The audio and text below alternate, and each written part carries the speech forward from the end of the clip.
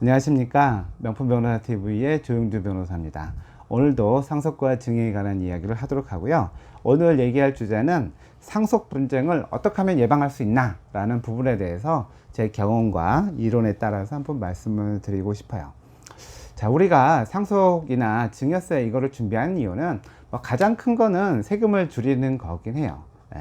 왜냐면은 어떻게 세법을 적용하느냐에 따라서 세금을 줄일 수 있는 방법은 분명히 있거든요. 왜냐면은 딱 떨어지는 게 항상 있는 것은 아니에요. 그리고 이렇게 또 상속에 대해서 준비를 하는 이유는 뭐냐면, 이제 상속이라는 것이나 증여라는 것이 그 공통된 특징이 뭐냐면 재산을 무상으로 다른 사람한테 주는 거예요. 뭐 대부분 가까운 사람들한테 주는 거긴 하지만, 이렇게 이제 무상으로 주다 보면 이제 못 받은 사람들하고 받은 사람들하고 갈등이 생겨요. 그래서 이게 분쟁이 되고, 이게 가족인 경우에는 불화가 돼서 나중에 헤어지게 되는 경우, 서로 안 보고 지내게 되는 그런 경우가 되고, 또 소송으로 또 많이 가기도 해요. 왜냐면 이게 그냥 보통 사람들 관계가 아니고 가족들 관계다 보니까 이게 이제 잘 합의가 잘 안 돼요. 왜냐면 감정이 들어가거든요.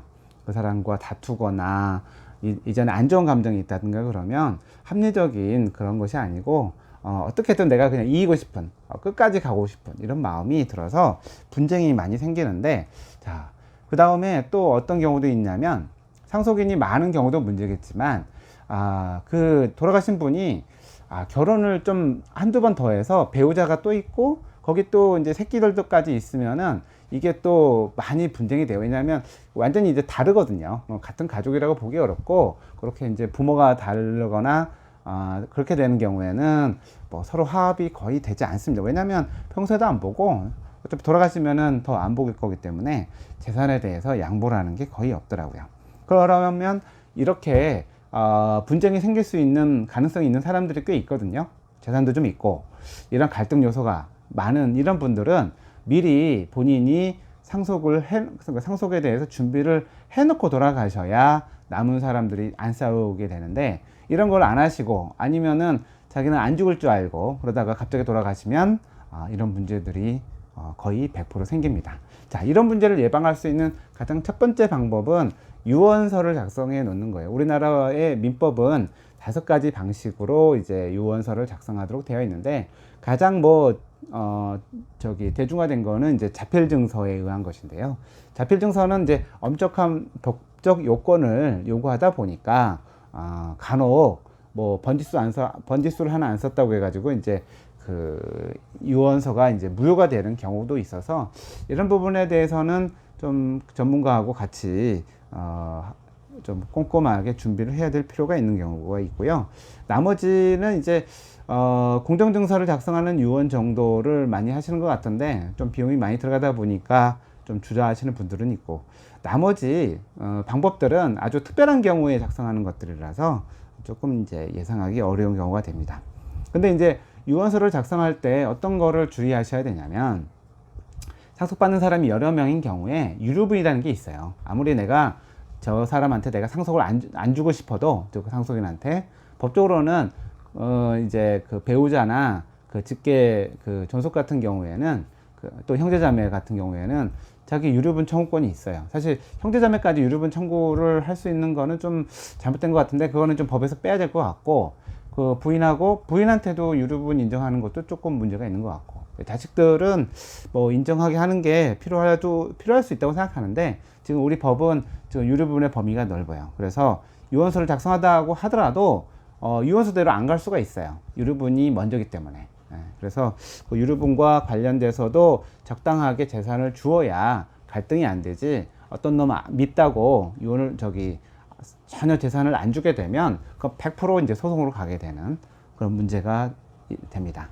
근데 다만 이제 유류분과 관련돼서 최근 이제 그 유언 신탁과 관련된 부분이긴 한데, 이게 이제 신탁으로 가게 돼서 만약 죽기 전 1년 전에 한 거라면 유류분을 피해가는 방법이 있긴 있는데, 아직 그게 확정되지 않아서 만약 그 재판이 이제 확정이 되면 아마 유류분을 피해가는 새로운 방법들이 나오지 않을까라는 생각이 좀 들고요.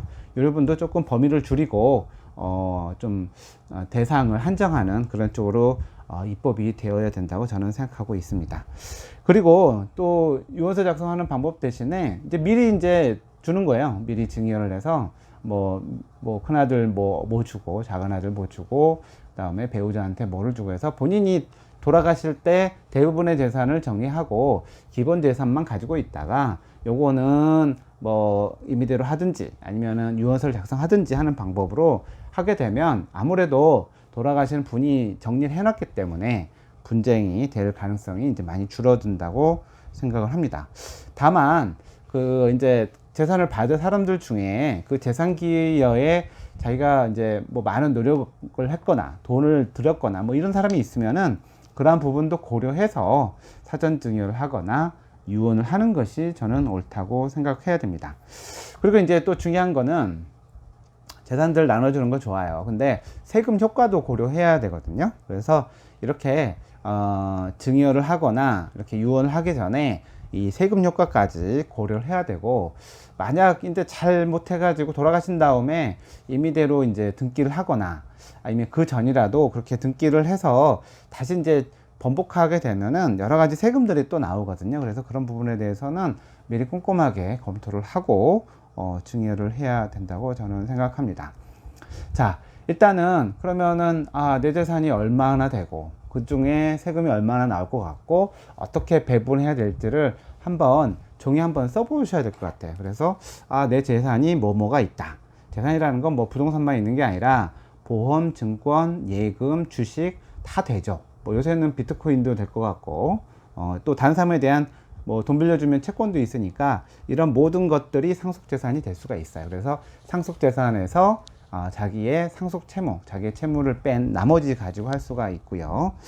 그래서 그렇게 이제 재산이 구별이 되면 그 재산을 미리 어떻게 배분할지, 이거를 부동산으로 등기를 넘겨줄지, 팔아서 현금으로 줄지, 뭐 이런 것들도 미리 해야 되고, 혹시나 아프시거나 그렇게 되면은 자기 통장에 자기가 쓸 돈은 미리 넣어놓고 쓰시는 게 좋아요. 예를 들어서 병원비라든가 공과금이라든가 내가 개인적으로 지급해야 될 비용들은 자식들이 내게 하지 말고 돌아가신 분 통장에서 나가게 해야 나중에 그 돈을 임의로 뺐었을 경우에 상속세가 늘어날 수 있다라는 점이 있어서 그런 부분에 대해서는 돌아가시기 전에 현금 그 통장 관리를 본인이 하거나 아니면은 가장 믿을 만한 사람에게 맡겨주시는 게 맞고요.